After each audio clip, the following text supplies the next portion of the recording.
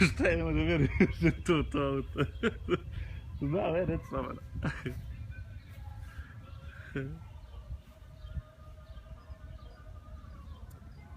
Ništa, recimo da ćemo na 2.500 za njega šuti. Koliko mu daješ? 2.500. To je zbog košnice. Ta utjerana Japana unutra.